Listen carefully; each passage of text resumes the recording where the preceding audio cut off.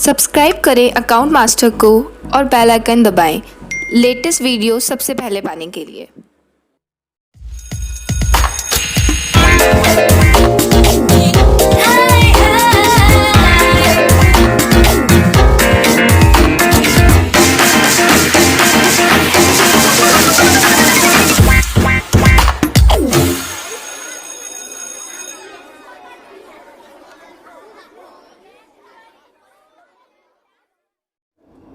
Hello guys, welcome back to my channel account master, जहां मिलेंगे आपको अकाउंट्स के सभी सॉल्यूशन। कल हमने स्टैंडर्ड कॉस्टिंग में मटेरियल वेरिएंस के सभी फॉर्मूले और उनके सभी नोट्स नोट डाउन कर लिए थे और समझ भी लिए थे।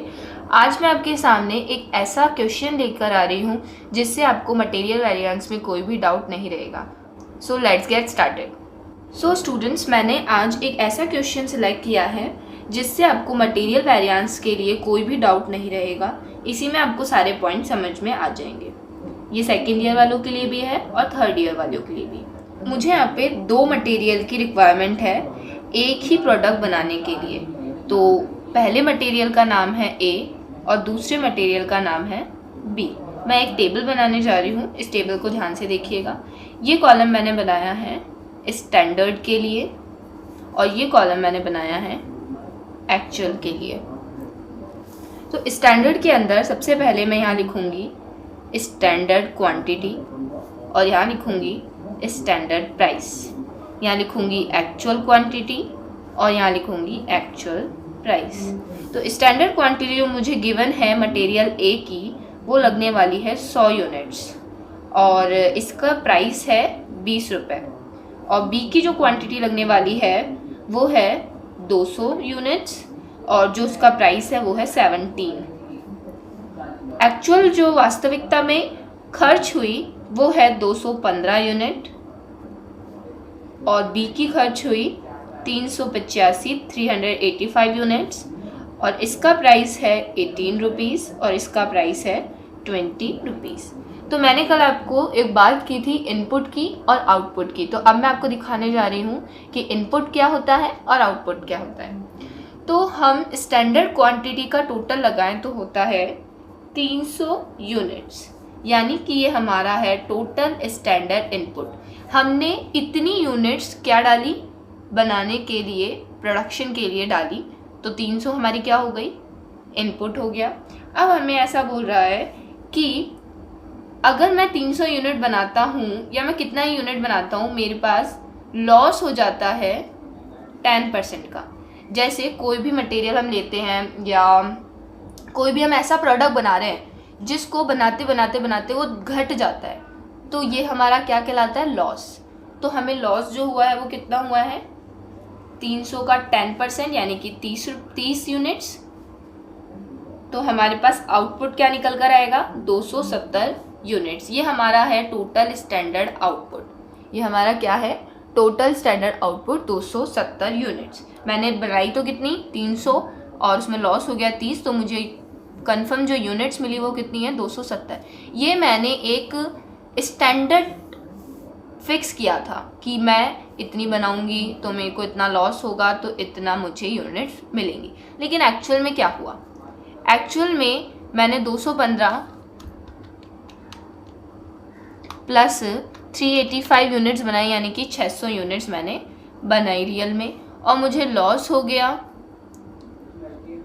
70 यूनिट्स का। ये आपको क्वेश्चन में गिवन है, नहीं गिवन है, अगर परसेंटेज गिवन है तो 600 का हम वो परसेंटेज ले लेंगे। जैसे हमने यहाँ 300 का 10% लिया, हमें यहाँ पे परसेंटेज गिवन नहीं है, डायरेक्ट हमें लॉस गिवन है। तो 600 में से 70 गए तो कितने बचे, 530। ये हमारा क्या है, टोटल एक्चुअल आउटपुट, और ये क्या है, टोटल एक्चुअल इनपुट।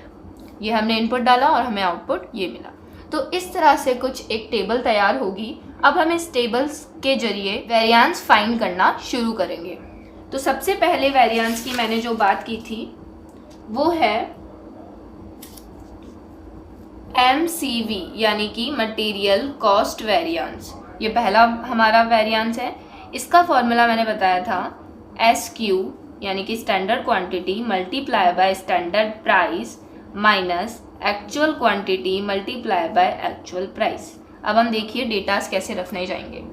मैंने आपको एक नोट लिखवाया था कि यदि हमारे आउटपुट्स में, हमारे स्टैंडर्ड आउटपुट में और हमारे एक्चुअल आउटपुट में डिफरेंस होता है तो हमेशा न्यू एसक्यू फाइंड होती है। अगर हमारा ये आउटपुट और ये आउटपुट बिल्कुल सेम होता है, यहाँ 530 होता है, यहाँ भी 530 होता, तो हम न्यू एसक्यू फाइंड नहीं करते। लेकिन यहाँ पे हमारा आउटपुट क्या है, अलग है, तो हम क्या फाइंड करेंगे, न्यू एसक्यू फाइंड करेंगे, यानी कि न्यू स्टैंडर्ड क्वांटिटी फाइंड करेंगे। तो इसका फॉर्मूला मैंने कल नोट्स में लिखवाया था। New standard quantity is equals to पुरानी एसक्यू डिवाइडेड बाय TSO यानी कि total standard output multiply by total actual output. तो अब हम दोनों के निकालना शुरू करेंगे।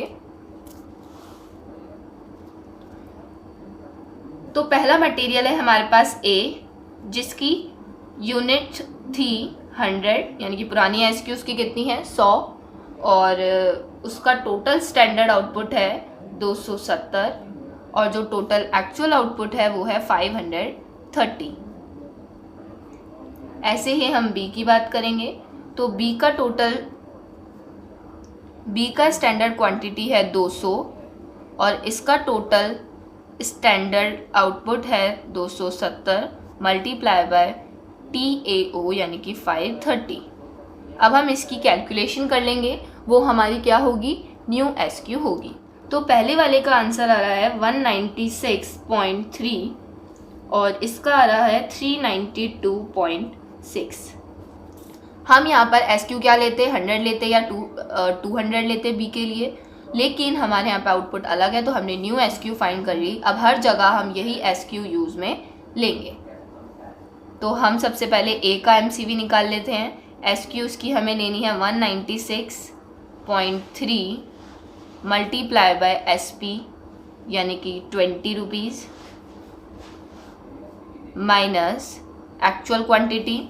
एक्चुअल क्वांटिटी कभी भी चेंज नहीं होती है, ना ही एक्चुअल प्राइस कभी भी चेंज होता है। हम जो भी चेंजेस करते हैं वो किस में करते हैं, स्टैंडर्ड में, क्योंकि एक्चुअल में हुई है उसको हम चेंज नहीं कर सकते।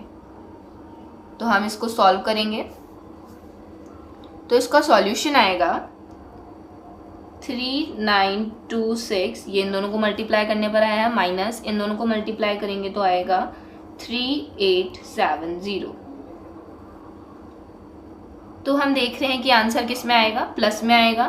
तो प्लस का आंसर क्या है, 56F, क्योंकि हमारा आंसर किस में आया है, प्लस में। मैं बता चुकी हूँ कि अगर प्लस में आंसर आता है तो F और माइनस में आंसर आता है तो एडवर्स यानी कि A।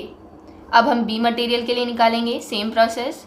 तो B के लिए हमारे पास जो न्यू एसक्यू आई थी वो है 392.6 मल्टीप्लाई बाय 17। B की SP लेंगे multiply by 17 minus 385 multiply by 20। इसको सॉल्व कर लेंगे तो इन दोनों को सॉल्व करने पर आता है 6674। इसमें से माइनस कर देंगे इन दोनों का मल्टीप्लाई जो है 7700। तो ये आंसर हम देख रहे हैं कि किस में आ रहा है, माइनस में आ रहा है। तो हम लिखेंगे 1026 एडवर्स। तो अब हम देख रहे हैं कि A का आंसर तो क्या आया है, 56F, और B मटेरियल का आंसर आया 1026A। तो अब हमें टोटल MCV चाहिए कि आया कितना है। तो हम यहाँ पर फाइनल आंसर लिखेंगे 56F यानी कि ये प्लस का है और 1026 ये किसका है, माइनस का है। तो हमारा आंसर भी किस में आएगा, माइनस में आएगा, जो कि है 970 एडवर्स। अब हम दूसरे वेरिएंस की बात करेंगे जो कि है MPV यानी कि मटेरियल प्राइस वेरिएंस, जिसका फॉर्मूला होता है SP minus AP multiply by AQ। ये भी हम A के लिए निकालेंगे और B के लिए निकालेंगे। थोड़ा स्पेस छोड़ देते हैं। SP A के लिए जो SP है वो है 20, ये हम टेबल से देखकर कॉपी कर रहे हैं, और AP है A के लिए 18 और AQ है 215। जो B के लिए SP है वो है 17 और जो AP है वो है 20 और AQ यानी कि एक्चुअल क्वांटिटी है 385। अब हम इसे सॉल्व कर लेते हैं finally. 20 minus 18 is equals to 2 multiply by 215। ऐसे इसको सॉल्व कर लेते हैं। माइनस के 3 मल्टीप्लाई बाय 385। अब हम जब इन्हें फाइनल सॉल्व करेंगे तो A का तो आंसर आएगा 430F, क्योंकि ये प्लस में है, और इसका आंसर एडवर्स में आएगा जो कि है 1155 एडवर्स। अब हम एक प्लस की और माइनस की संख्या आपस में प्लस करेंगे तो हमारे पास आएगा 725 एडवर्स, क्योंकि किसकी बड़ी है, माइनस की संख्या बड़ी है। अब हम बात करने जाएंगे थर्ड वेरिएंस की, जो कि है MUV यानी कि मटेरियल यूसेज वेरिएंस, जिसका फॉर्मूला मैंने कल लिखवाया था standard quantity minus actual quantity multiply by standard price. ये भी A के लिए अलग निकलेगा और B के लिए अलग फाइंड होगा। तो A के लिए SQ वापस से ध्यान दिला देती हूँ कि हमें SQ न्यू वाली यूज़ करनी है। हर जगह हमें SQ न्यू वाली ही यूज़ करनी है, क्योंकि हमारे टोटल स्टैंडर्ड आउटपुट और टोटल एक्चुअल आउटपुट में डिफरेंस है। तो SQ जो हमारी न्यू निकली थी वो है 196.3 माइनस जो हमारी एक्चुअल क्वांटिटी है वो है 215। इसको मल्टीप्लाई कर देंगे A की SP से जो कि है 20। सेम ऐसा ही B के लिए 392.6 मल्टीप्लाई बाय उसकी एक्चुअल क्वांटिटी है 385 मल्टीप्लाई बाय 17। अब हम इसको फाइनली सॉल्व कर लेंगे तो इसका आंसर आएगा 374 एडवर्स, माइनस में आएगा, और इसका आंसर आएगा 129 फेवरेबल यानी कि F,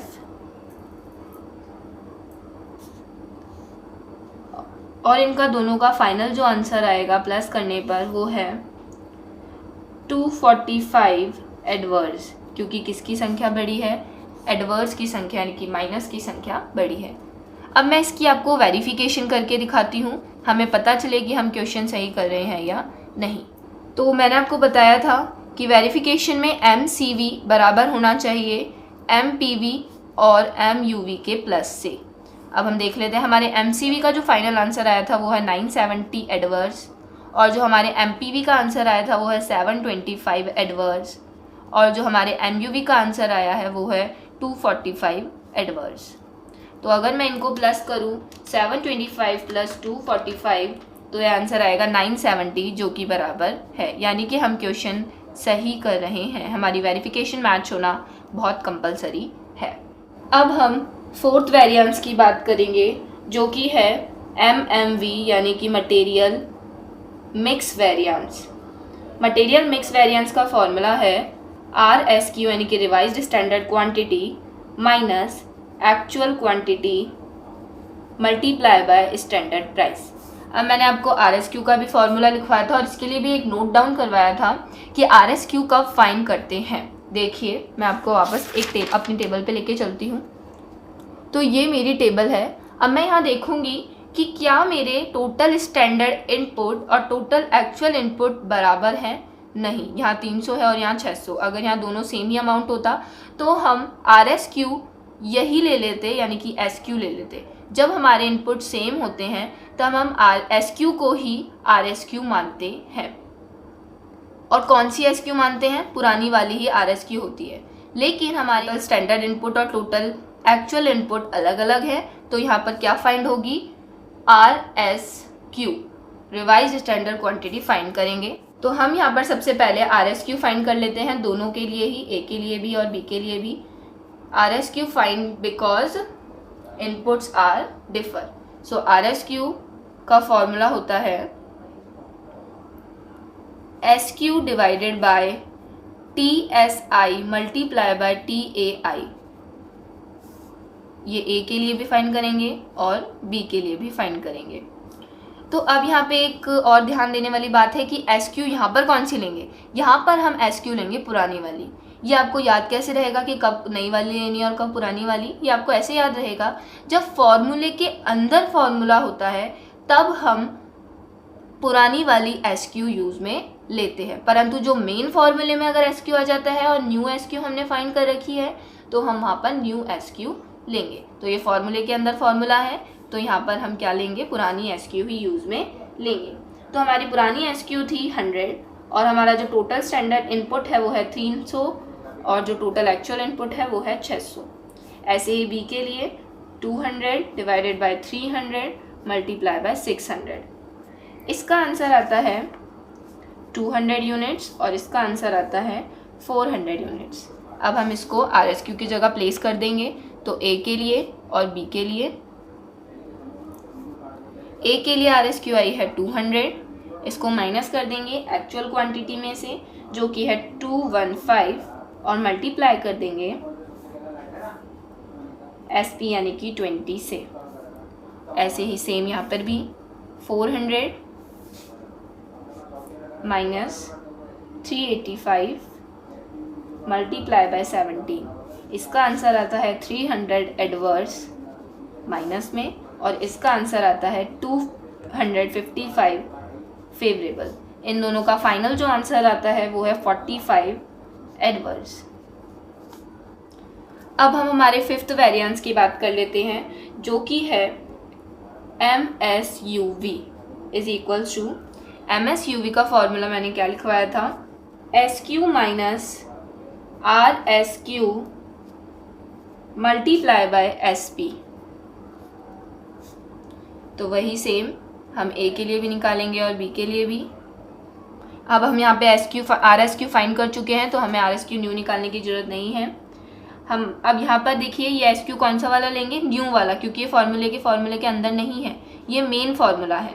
तो यहाँ पर हम कौन सी SQ यूज़ में लेंगे, न्यू SQ, जो कि है 196.3 माइनस RSQ हमने अभी फाइंड किया 200 और हमारी SP है 20। सेम ऐसे ही इसके लिए हमने जो SQ न्यू फाइंड किया था वो थी 392.6 माइनस कर देंगे RSQ जो भी हमने फाइंड किया 400 मल्टीप्लाई बाय 17। इसका आंसर आएगा फाइनली 74 एडवर्स और इसका आंसर आएगा 126 एडवर्स और इसका टोटल आता है 200 एडवर्स।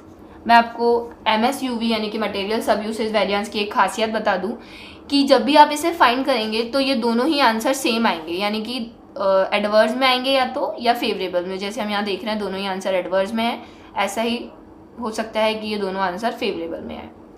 अब हमारे फाइनल वेरिएंस की बात कर रहे हैं जो कि है MYV यानी कि मटेरियल यील्ड वेरिएंस, जिसका फॉर्मूला मैंने लिखवाया था AY माइनस SY यानी कि actual yield minus standard yield multiply by SC पर यूनिट। तो इसके लिए भी मैंने एक नोट डाउन करवाया था कि जो स्टैंडर्ड यील्ड है वो कब चेंज करेंगे या कब निकालेंगे। तो मैंने उसके लिए बताया था कि जब भी हमारे इनपुट में डिफरेंस होगा तब हम हमेशा SY फाइंड करेंगे। अगर हमारे इनपुट में डिफरेंस नहीं होता तो हम जो आउटपुट है वही SY मान लेते। तो हम यहाँ पर SY फाइंड करेंगे जिसका फॉर्मूला मैंने बताया था TSO total standard output, yield का मतलब भी आउटपुट ही होता है, divided by TSI multiply by TAI। तो हमारा जो टोटल स्टैंडर्ड आउटपुट था वो है 270 डिवाइडेड बाय 300 हमारा टोटल स्टैंडर्ड इनपुट है और टोटल एक्चुअल इनपुट है 600। तो ये फाइनल जो आंसर आएगा वो है 540 यूनिट्स, जो हम किसकी जगह यूज़ में लेंगे, SY की जगह यूज़ में लेंगे। एक्चुअल यील्ड हमारा एक्चुअल आउटपुट है जो कि हमने पहले निकाल लिया था 530 यूनिट्स माइनस हमारी स्टैंडर्ड यील्ड निकल कर आई है 540 मल्टीप्लाई बाय SC पर यूनिट का मैंने फॉर्मूला लिखवाया था is equals to SQ multiply by SP plus हमारे यहाँ पे दो ही मटेरियल हैं SQ multiply by SP divided by TSO।